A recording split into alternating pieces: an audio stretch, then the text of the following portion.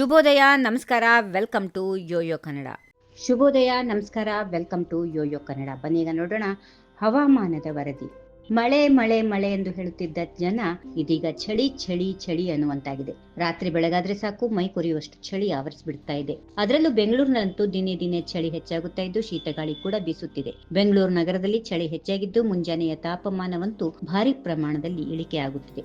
ಬಂಗಾಳ ಕೊಲ್ಲಿಯಲ್ಲಿನ ನೈಋತ್ಯ ಭಾಗದ ಶ್ರೀಲಂಕಾ ಕರಾವಳಿಯ ತೀರದಲ್ಲಿ ವಾಯುಭಾರ ಕುಸಿತ ಉಂಟಾಗಿರುವ ಹಿನ್ನೆಲೆಯಲ್ಲಿ ರಾಜ್ಯದ ದಕ್ಷಿಣ ಒಳನಾಡಿನ ಜಿಲ್ಲೆಗಳಲ್ಲಿ 5 ದಿನಗಳ ಕಾಲ ಮಳೆ ಆಗಲಿದೆ ಎಂದು ಹವಾಮಾನ ಇಲಾಖೆ ಮುನ್ಸೂಚನೆ ನೀಡಿದೆ. ದಕ್ಷಿಣ ಒಳನಾಡು ಜಿಲ್ಲೆಗಳಾದ ತುಮಕೂರು, ಚಿಕ್ಕಬಳ್ಳಾಪುರ, ಬೆಂಗಳೂರು, ಕೋಲಾರ, ರಾಮನಗರ, ಮಂಡ್ಯ, ಮೈಸೂರು, ಚಾಮರಾಜನಗರ, ಕೊಡಗು, ಹಾಸನ ಜಿಲ್ಲೆಗಳ ಕೆಲವು ಕಡೆ ನವೆಂಬರ್ 22ರವರೆಗೂ ಹಗುರದಿಂದ ಕೂಡಿದ ಸಾಧಾರಣ ಮಳೆಯಾಗುವ ಸಾಧ್ಯತೆಗಳಿವೆ ಎಂದು ತಿಳಿಸಿದೆ.